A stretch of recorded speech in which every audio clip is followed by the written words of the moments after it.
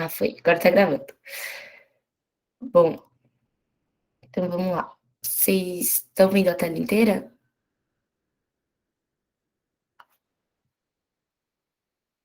Eu Oi, não tô Carol. vendo vocês, tá, Fala. gente? Entendi. Oi, vocês estão. Sim. Estão vendo a tela inteira? Tá bom, obrigada. Não, você não apresenta, não. Não tá Não. apresentando? Aqui tá. Tipo, apresentar, tipo, os Não, no seu? slides. Aqui no tá o modo slide. Não, tá os slides, mas ela não tá apresentando os slides. Ah, tá. Tá, não, eu vou fazer de novo, então, peraí. Ver se agora vai o modo apresentação. Vou compartilhar a tela inteira. Acho que quando eu Carol, faço essa assim, vai. matéria é bioquímica, é carboidrato, celulose. Uhum. Ah, tá, vou pegar então o caderno. Beleza. Então, a bioquímica a gente vai falar um pouco sobre a química dentro dos seres vivos, assim. E aí a gente vai ter, então, alguns elementos básicos que são os mais... os que estão em maior quantidade no nosso corpo. Por isso até que a gente está falando em química orgânica, porque a gente tem muita molécula orgânica no nosso corpo. Então, e além de moléculas orgânicas, toda aquela parte que a gente viu de polímero, das reações, tudo isso está acontecendo no nosso corpo. Então, por isso que a gente vai ver um pouco sobre isso aqui.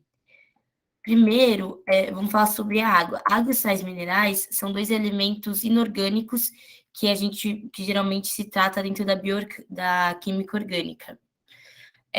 Bom, a água, né, ela vai ser muito essencial ao nosso corpo. Nosso corpo tem, se eu não me engano, 78% de água, assim, uma quantidade muito alta. E ela é muito importante porque ela faz parte de muita reação, seja ela como reagente, seja ela como produto. Então, lembra até que a gente viu hidrólise na aula retrasada? Então, a água é muito importante para fazer a hidrólise de proteína. Então, ela quebra a proteína e transforma a proteína nos aminoácidos. E também, agora pensando na água como um produto de uma reação, a gente pode pensar também que a gente viu na esterificação, na formação de éter, quer dizer, né? Que você desidrata dois álcools e você gera um éter. Então, a água pode ser tanto reagente como produto, mas ela está assim, muita reação mesmo. E ela também é um solvente universal, né? Ela vai dissolver solutos polares, porque a água é polar. E se a gente lembrar da molécula da água, a gente também vai lembrar uma característica importante dela, né? Que ela é polar. Se a gente dividir ela assim, aqui a gente tem um lado negativo e um lado positivo. Ela sendo polar, ela vai dissolver também solutos polares. E lembrar também que ela faz, para se conectar com outras moléculas de água, ela vai fazer ponte de hidrogênio para se conectar com outras águas. E também que dentro da molécula, né, as ligações do O com o H são feitas por ligação covalente. Também que é legal lembrar da água. A água, ela tem uma forte adesão e coesão, né? Então, ela tem uma forte, como a união dela entre as moléculas é por ponte de hidrogênio, é uma ligação muito forte. Então, ela tem uma forte adesão. Por isso que, por exemplo, sabe quando o mosquito consegue pousar na água, fica aquela camada superficial mais rígida? Porque justamente a água tem uma forte adesão de uma molécula com a outra. Quer dizer, uma forte adesão, uma coesão entre as suas moléculas. Bom, e também muito importante no nosso corpo, principalmente, a água tem um controle de temperatura no nosso corpo, por exemplo, pela evapotranspiração. E por que ela é um bom método de controlar a temperatura? Porque ela tem um alto calor específico. lembra que quando, acho que eu não sei em qual das químicas vocês devem ter visto isso, mas quando a gente fala de calor específico, a água tem o calor específico muito alto, e isso faz com que ela demore mais para esquentar e esfriar, né? Por isso, quando a gente vai para a praia, de manhã a areia está quente, mas a água está fria, e de noite a areia já está fria, mas a água ainda está quente, porque demora bastante para a água esquentar e esfriar. Bom, aí um pouco dos sais. O sais é legal porque às vezes eles caem em algum exercício em química, mas geralmente é um conhecimento mais geral, assim. Então, eles são muito importantes no metabolismo e em algumas reações. Então, por exemplo, o sódio e potássio. A gente vai lembrar sempre da bomba de sódio e potássio, né? Que vocês viram provavelmente em biologia. Cálcio, muito importante para o nosso osso. O ferro, como a gente viu, até eu peguei um exercício que a gente já fez, para a gente ver mais ou menos como pode cair, porque o ferro tem alta afinidade com o oxigênio, e a partir disso, o ferro vai conseguir se ligar por difusão com o oxigênio e transportar pelo nosso corpo. E aí, por exemplo, nesse exercício que a gente já fez numa outra aula, como aparece, por exemplo, ele vai perguntar se essa segunda molécula aqui consegue transportar oxigênio, porque o oxigênio ele se liga porque tem outros oxigênios ligados na molécula, e aí a gente sabe que não, né? Porque como que se liga? O oxigênio ele se liga a partir do ferro. Se não tem ferro na molécula, então não tem como ele se ligar. Então a gente já sabe que essa tá errada. Eu só trouxe meio para a gente ver um pouco como é que cai, entendeu? Geralmente não vai ser uma questão tão aprofundada em sais, por exemplo, vai ser um detalhe ou outro. E aí eu trouxe alguns sais importantes. Mas os mais importantes é realmente o ferro, o cálcio e o sódio e potássio, principalmente em biosódio e potássio, né? Por causa da bomba de sódio e potássio. Bom, aí, além das substâncias inorgânicas, né, que era a água e os sais minerais, tem as orgânicas. Aí, para começar, a gente vai falar da proteína. A proteína, a aula passada a gente estudou os polímeros, né? As proteínas são polímeros, elas são macromoléculas de aminoácido. E aí a gente vai ver um pouco mais de aminoácido para frente, mas o legal das proteínas é que também é muito importante, é que assim, elas vão ter a função dentro do nosso corpo, mas elas só vão exercer a função se elas estiverem no seu estado natural. Então, se você, por exemplo, desnaturaliza uma proteína, ela não vai mais agir como ela deveria. Por isso que, por exemplo, se a gente fica com uma febre muito alta, isso pode ser um grande problema, porque um jeito de você desnaturalizar a proteína é aumentando a temperatura. Se a gente fica com uma temperatura alta, pode ser que a gente desnaturalize algumas proteínas do nosso corpo, elas deixem de fazer o que elas deveriam estar fazendo e traga problemas para a nossa saúde. Ô, Carol, deixa eu perguntar. A parte das ligações de hidrogênio, não era o FON? Tipo, hidrogênio se conecta com hidrogênio?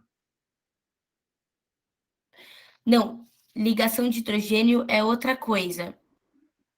Isso, desculpa. Não, você está super certo. Não, eu desenhei errado. Não, é porque você falou que era uma ligação covalente, né? E eu fiquei, uai, mas da água, né? A covalente é entre a própria molécula. Ah, tá, calma. É intramolecular, né? Aqui, ó. Aqui a gente tem a covalente. A ponte de hidrogênio a gente vai ter quando a gente tiver outra molécula. Essas duas moléculas vão se ligar, entendeu? Que é o FON. Isso. O FON, então, significa que é a ligação do hidrogênio com o oxigênio, né? Com oxigênio, tá, isso. Beleza, valeu.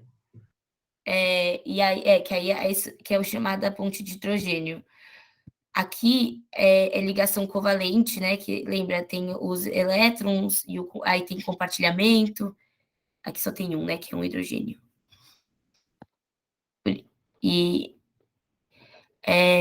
bom,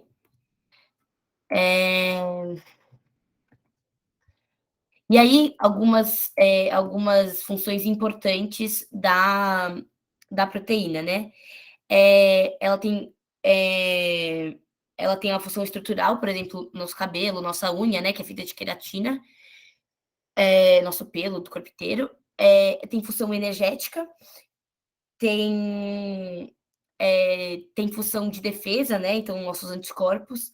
Tem função enzimática, que é extremamente importante, né? Que vão ser os catalisadores naturais. Então, quando a gente está falando das enzimas, que são proteínas, elas funcionam como catalisadores. E o que isso significa? Significa que elas não vão ser consumidas na reação, porque catalisador não é consumido. Ele vai facilitar a reação, ele vai diminuir a energia de ativação da reação, mas ele não vai ser consumido.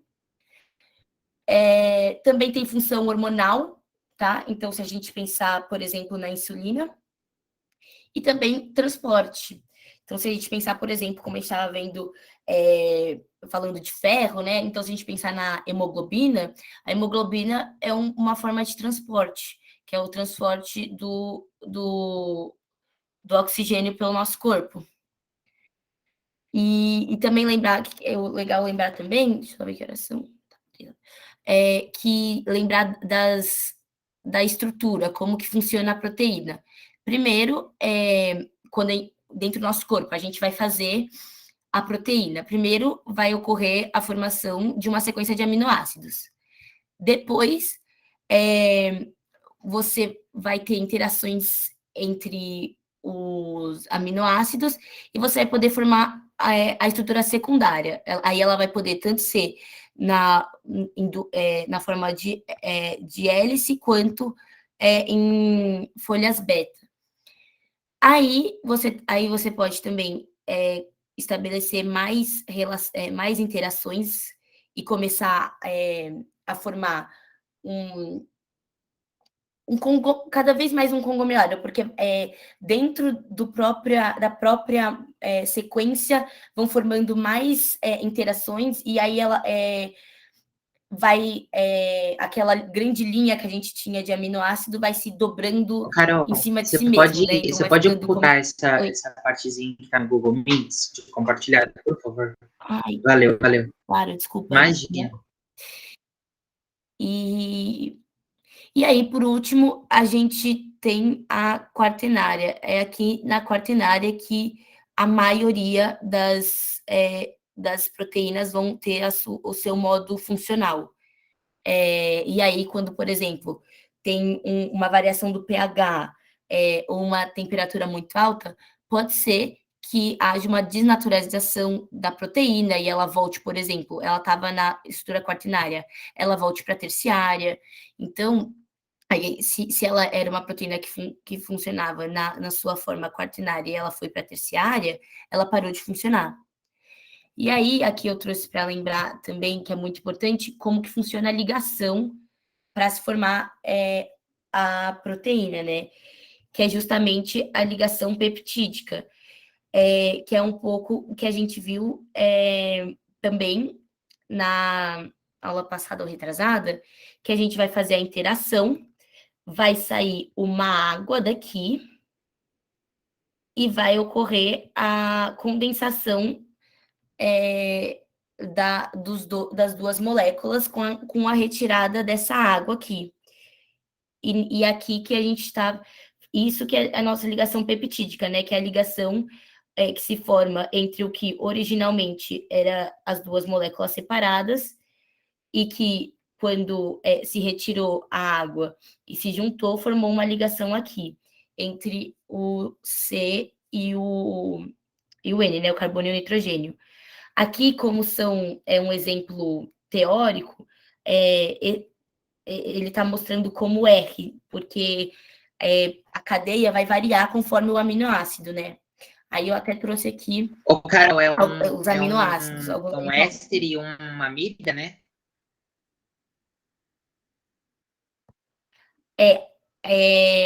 Aminar, Né? porque a amidar, Beleza. isso. Calma, você falou aqui o quê? Éster? Aqui não é éster, não. Aqui é, ó, esse grupo aqui. Ah, Você lembra? Ah, esqueci. Eu sei qual é. Não é... beleza. É o carboxila. É o grupo carboxila. Então, e aí você vê que tem nos dois, né? Porque lembra que quando a gente viu o polímero, ele tem. O polímero é quando você faz isso várias vezes, então você vai fazer isso com vários grupos desses, e aí você vai ter uma longa cadeia de aminoácido. Aqui a gente só está mostrando uma ligação entre duas moléculas para representar, mas o que está acontecendo, por exemplo, entre os aminoácidos do nosso corpo, é uma longa sequência que vira um polímero. Aí aqui eu trouxe alguns, claro que eles não são decorar isso, tá, gente? Mas aí eu trouxe aqui só para vocês verem alguns aminoácidos. Então, a gente vê que essa parte aqui, ó, tá vendo? Ela tá aqui. O que muda é aquele Rzinho aqui, ó, tá vendo?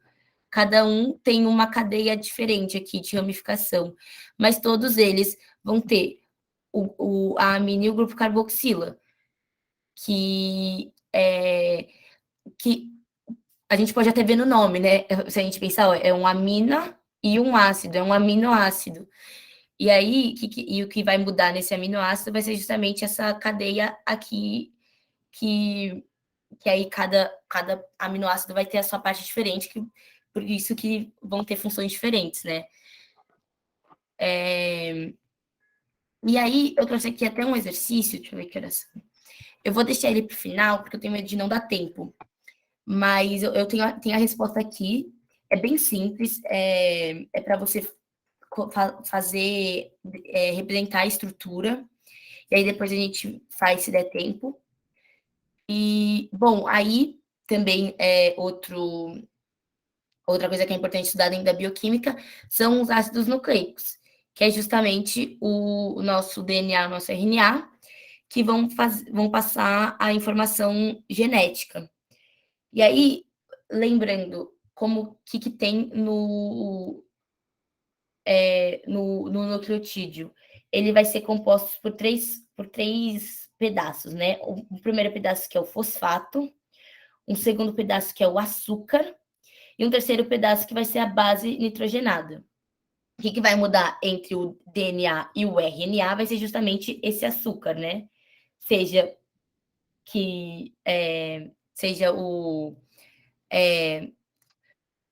a ribose no RNA, por isso que chama RNA, o R é de ribose, seja a desoxirribose, que aí é o DNA, o D de desoxirribose. Bom, e aí também do RNA e para o DNA também muda mais uma coisa, que é uma das bases nitrogenadas. Enquanto o DNA tem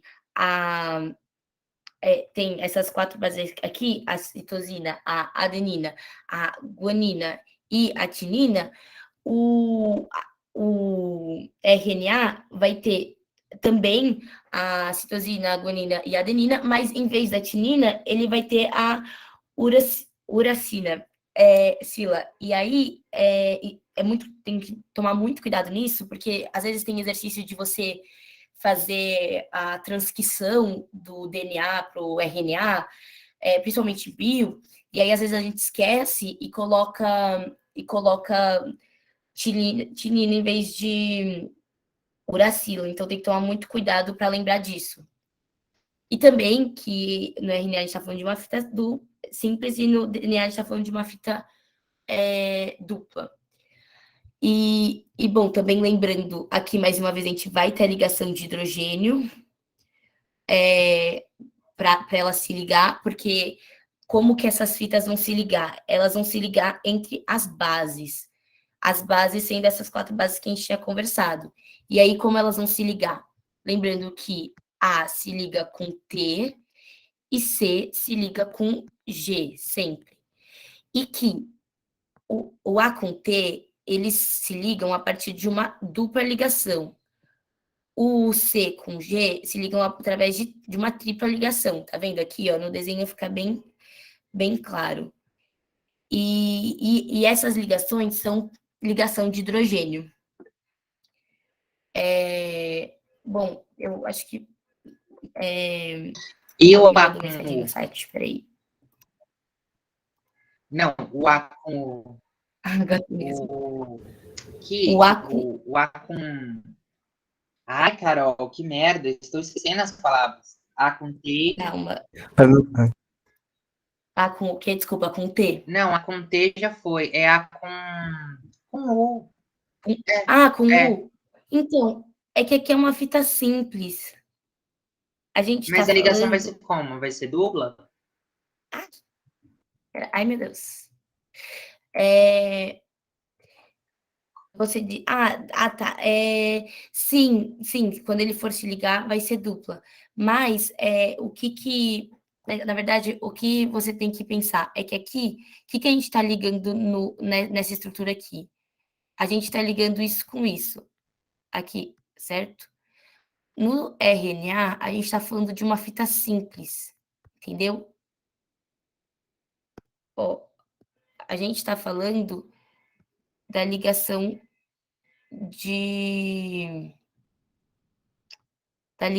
entre as fitas. Não sei se ficou claro. Não, tá.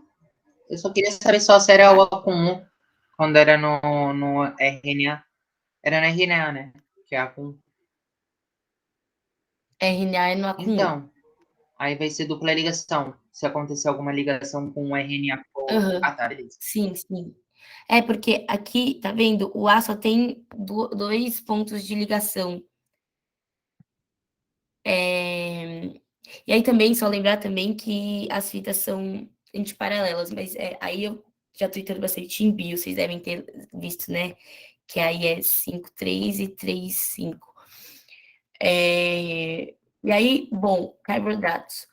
Carboidratos também vão ter...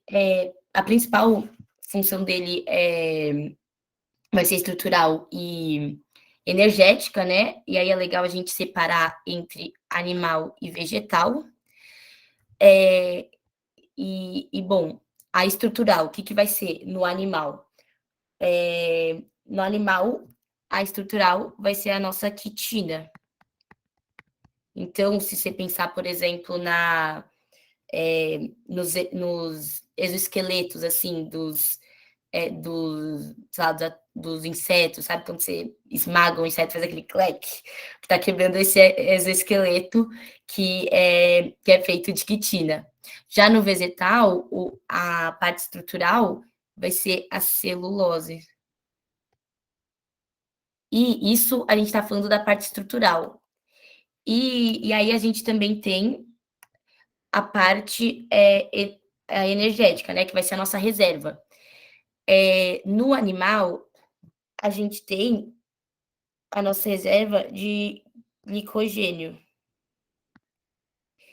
No vegetal, tem o amido. Todos esses carboidratos, né? Aí é só legal de lembrar isso, dessa diferença. E aí, bom, como que funcionam os carboidratos? Agora, pensando mais na química, a gente tem os monossacarídeos, que eles vão de 3 carbonos a 7 carbonos. Então, pentoses, trioses, heptoses, tudo isso são considerados monossacarídeos. E aí, o exemplo que eu trouxe aqui é a glicose. A glicose é um monossacarídeo. A gente está falando de 1, 2, 3, 4, 5, 6 carbonos, né? E aí, a gente pode passar de um monossacarídeo para um oligosacarídeos, que é oligosacarídeos, a gente fala assim melhor, que eles vão ser justamente quando a gente junta 2 ou 3, quando a gente junta 2 monossacarídeos ou trissacarídeos. E aí, por exemplo, quando a gente pega duas glicoses e a gente junta duas glicoses, a gente forma uma maltose. A maltose é um oligosacarídeo. A gente pode ver aqui, né, que a gente tem a junção das duas glicoses, e agora a gente tem uma cadeia muito maior do que 7 carbonos.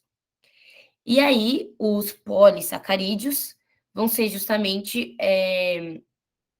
aqui é vários, tá, gente? Faltou um V aqui, perdão. São vários monossacarídeos unidos. E aí, aqui, nesse caso, eu trouxe a celulose, que a gente até conversou aqui em cima. Aqui a gente está falando de uma celulose, que lembra que a gente falou um pouco sobre os polímeros? Aqui a gente está falando de um polímero, tá vendo? Essa molécula são várias. Esse trecho dessa molécula vão se repetir N vezes, tá vendo? E isso vai ser uma celulose. Ô, Carol, você tinha falado da quitina. A quitina, o que você tinha falado? Que ela é da estrutura? Os tá, dos exoesqueletos eles são feitos de quitina. Então, por exemplo, a casca da barata, assim, sabe? É meio nojento de falar, mas é isso. E, bom, aí os lipídios. Lipídios é bem interessante da gente falar também, porque a gente vai entrar em algumas reações e algumas moléculas, por exemplo, os ácidos graxos. Então, os lipídios, que é importante a gente falar aqui? Eles vão funcionar como reserva energética, como isolante térmico, isso é muito importante, vão estar na nossa membrana plasmática, vão fazer parte de alguns hormônios, e eles são também biomoléculas, também são compostos de algum daqueles elementos que a gente viu lá no começo, né? Então, a gente está falando do carbono, do hidrogênio e do oxigênio. E o que é legal, eles possuem baixa polaridade, tá? Então, eles vão ser solúveis em solventes apolares, então, em solventes mais apolares, então, eles vão ter grande afinidade, por exemplo, com gordura, né? Eles são gorduras e óleos. E eles também vão ser solúveis em alguns solventes orgânicos, sendo importante aqui o álcool e o éter. E aí, um tipo de lipídio muito importante são os ácidos graxos. Aqui eu trouxe uma comparação entre os dois tipos, tá? Quais são esses dois tipos? Os saturados e os insaturados. Por quê? Porque eles, por mais que pareça besteira, o fato de ter dupla ligação faz uma diferença absurda na molécula. Quando a gente está falando dos ácidos graxos saturados, eles vão ter eles vão ser sólidos à temperatura ambiente, e a origem deles a origem deles é origem animal. E, enquanto isso, os ácidos insaturados, eles vão ser líquidos e eles vão ter origem vegetal. E por que isso? Por que tem essa diferença, por exemplo, no estado físico deles, só pelo fato de um ter saturação, um tem saturação e o outro não? Porque a saturação facilita o empacotamento deles. Então, eles conseguem ter ligações a ligação entre eles consistente, né? Mais consistente, boa. E aí eles conseguem ficar sólidos à temperatura ambiente. Já os insaturados, não. E dentro dos próprios insaturados, eu até coloquei um asterisco aqui, que é legal lembrar, tem dois tipos, né? Tem o cis e o trans. E entre eles vai ter diferença, tá? Primeiro que, na natureza, a maioria é cis. A maioria dos ácidos graxos que a gente encontra na natureza são cis. E dentro disso, quando a gente está pensando também no empacotamento, as moléculas elas ficam mais distantes na configuração cis. Então, o ponto de fusão dos ácidos graxos cis vão ser menor ainda que o trans, que, por sua vez, ainda é menor ainda que os saturados, porque os saturados eles têm uma configuração que dá para eles ficarem muito mais próximos do que quando a gente está falando dos insaturados. E aí, dentro dos insaturados, a gente vai ter essa divisão também, porque só o fato de ser tris ou cis ou trans, faz uma super diferença também, pensando no ponto de fusão, devido a forma como eles conseguem se configurar no espaço. Carol, mas qual que é a diferença entre eles? É que um é dobrado e o outro não é? A diferença entre cis e trans? Então, ó, eu vou... É justamente isso, né? O cis, como a gente está falando, por exemplo, sei lá, o cis, a gente está falando disso, Cl e Cl. Ele tem essa configuração. Já o trans, ele tem. O que vai mudar é que a configuração dele vai ser. Espera, deixa eu pensar. Eu preciso trocar esses dois. Cl e H. Ele tá numa configuração mais na diagonal, o que faz com que ele fique mais próximo do que seria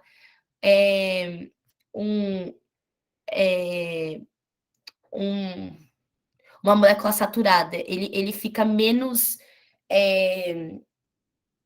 Ele fica com menos dobras, assim. São o cis, como a gente está falando disso daqui, ele tem uma dobra muito acentuada, tá vendo? Já no trans é mais leve, ó. Deixa eu ver se eu tenho um trans aqui para ver, que eu não estou enxergando direito essa molécula, mas acho que é um trans. 1, 2, 3. Aqui eu vou pegar uma molécula melhor depois, mas tá vendo como a gente não tem uma virada mais brusca, assim? E aí isso faz com que ele fique menos. Que ele fique mais. Ele consiga fazer uma configuração com menos distanciamento que no cis. O cis, ele acaba tendo que fazer um distanciamento entre essas moléculas muito grande. E, ó, aqui fica mais fácil de ver.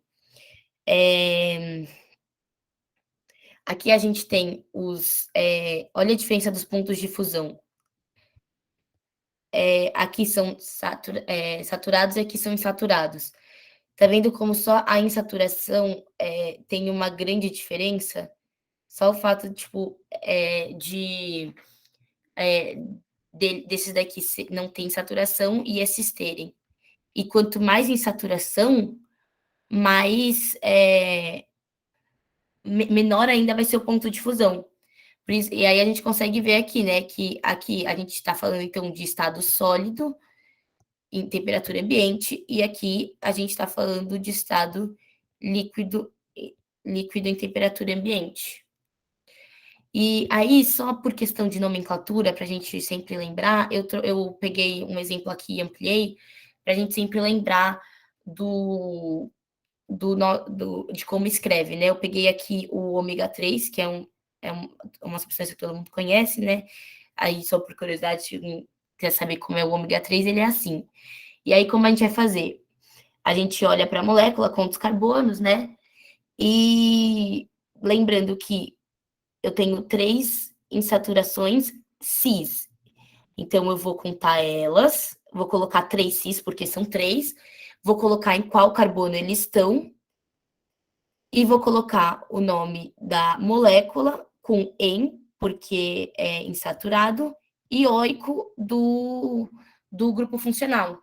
Lembrando que o grupo funcional é que vai ditar qual é o primeiro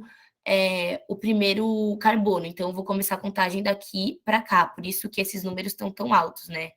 Porque se não tivesse esse grupo funcional, eu poderia contar daqui para cá, porque ficaria menor, né? Eu estaria falando do 1, 2, eu estaria falando do carbono 3, 4, 5, 6, do carbono 6. Aqui eu estou falando do 9, do 12, número muito alto. Mas como eu tenho um grupo funcional aqui, ele que vai ditar por onde eu vou começar a minha contagem. Então, esse vai ser meu carbono 1.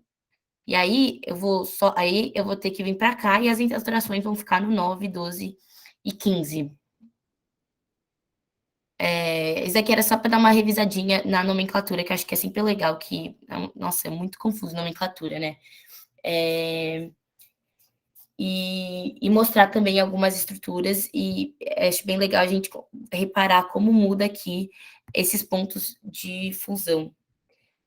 E aí também, tem 5 minutos, vamos rapidinho. Outra coisa que é legal são os triésteres. Eles são... Bom, agora lembrando um pouco, eu não sei se vocês já tiveram isso, que quando a gente está pensando em algumas reações de ácido graxos, a gente pode pensar em ligação tripla que vai formar esses triésteres. É basicamente uma esterificação normal, só que a gente está pensando nela 3 vezes. Por quê? Porque a gente tem essa molécula aqui que vai se ligar com 3 ácidos graxos diferentes. E aí vai fazer com que forme uma única molécula, tá vendo?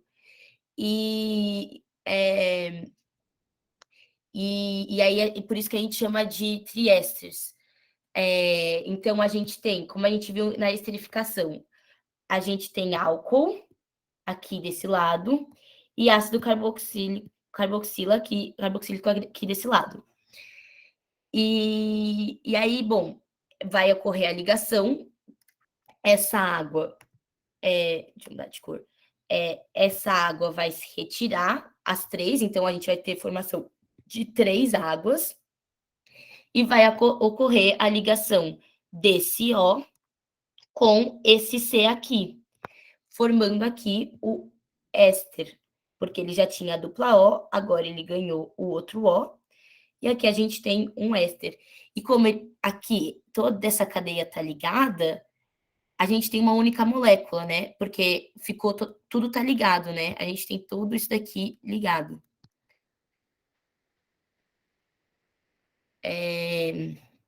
E aí, por último, falar rapidinho nesses últimos 2 minutos, são as vitaminas.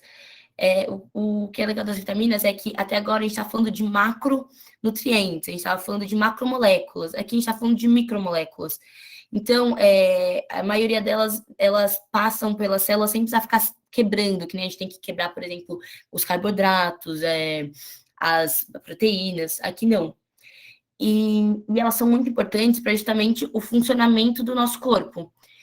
E aí, para obter elas, é a partir de uma alimentação saudável, né? E aí, o que é legal só perceber que, pensando mais na química, a gente vai ter 2 tipos, as lipossolúveis e as hidrossolúveis. As que vão ter afinidade com moléculas apolares, né? Por isso que elas são lipossolúveis, elas vão ser solúveis em gorduras, né? O lipo, em grego, é gordura. Apolares. E as hidrossolúveis, porque elas têm afinidade com a água, né? Elas têm afinidade com moléculas... Ixi, eu escrevi apolares aqui. Polares. E aí, quais que são as que têm afinidade com a água? Vão ser a vitamina C e todo o complexo de vitamina B. Então, B1, B2, B12, que vem da carne, né? Que é super importante. Tudo isso vai ter afinidade com água. Já vitamina A, vitamina D, vitamina E, vitamina K vão ter afinidade com moléculas apolares, com gorduras. Então, por exemplo, muitas delas a gente encontra no nosso fígado. E aí, aqui tem alguns exemplos. Então, por exemplo, onde que a gente encontra a vitamina C? A gente vai encontrar, por exemplo, alimentos cítricos, né? Então, limão, laranja, e eles são muito importantes por ser antioxidante e a falta dele pode gerar problema, assim como a falta de qualquer um desses, tá? Tem muita doença, que provavelmente vocês vão ver isso em bio, mas muitas doenças podem ser geradas devido à falta de algum nutriente. Então, é muito importante você ter todos eles. Então, por exemplo, a vitamina D. A vitamina D, que a gente consegue, por exemplo, pelo sol, ela é muito importante porque ela permite que a gente absorva cálcio. Então, quando a gente não toma muito sol, a gente pode ter uma fraqueza maior por uma deficiência de cálcio. E, bom, aí tem acabou nosso tempo, eu não vou entrar em detalhes muito nas outras proteínas, nas outras vitaminas, quer dizer, mas tem essa imagem aqui, que eu vou colocar lá no site, e eu vou, semana que vem, eu ainda não tenho certeza se a gente vai ter aula, que tem feriado terça, mas se a gente não for ter, eu vou também deixar mais exercício lá, que nem na outra semana que foi feriado, e vou também ver se eu deixo algum Você vai mandar resumo exercícios da semana passada? Eu acho que não tem no capa, né? Essa matéria. Dessa semana ou da semana passada dos primeiros? Então, eu deixei alguns no próprio PowerPoint, tem acho que uns 3. Tá. Mas se quiser mais, eu tinha colocado também, se não me engano, um ou outro na própria. Vou parar de gravar aqui, na própria ficha de exercício que eu mandei na semana anterior.